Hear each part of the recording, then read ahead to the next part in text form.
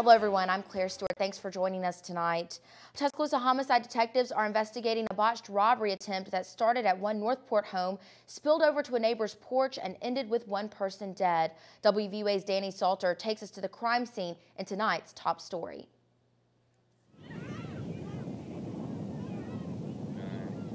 With a mask across his face, I think, or some kind of bandana.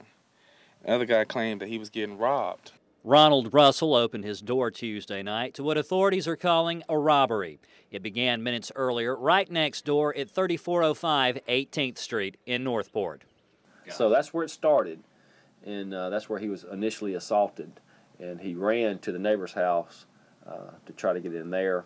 Russell told us he was scared and closed the door.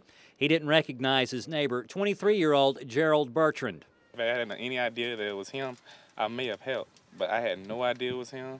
All I knew was a young kid.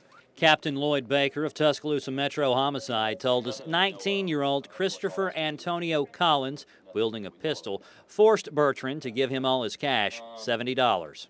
And a few minutes later, I heard a little bit more talking, a little bit more tussling, and heard a gunshot and a scream. Captain Baker told us it was on this porch where Bertrand and Collins struggled. At some point, the pistol went off, and Collins was found there later, dead. Captain Baker told us a second suspect was at the scene as well, 21-year-old Rashad Hayward. He was arrested Wednesday morning and charged with felony murder and first-degree robbery. Although he was not the shooter in the case, his act of robbery started a series of events that resulted in his co-defendant's death.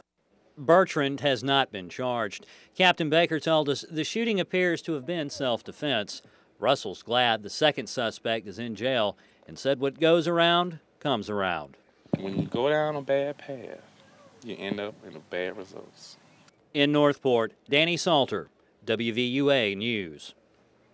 Captain Baker told us interviews with residents living in the area led them to Hayward. They arrested him at West Circle around 10:45 this morning.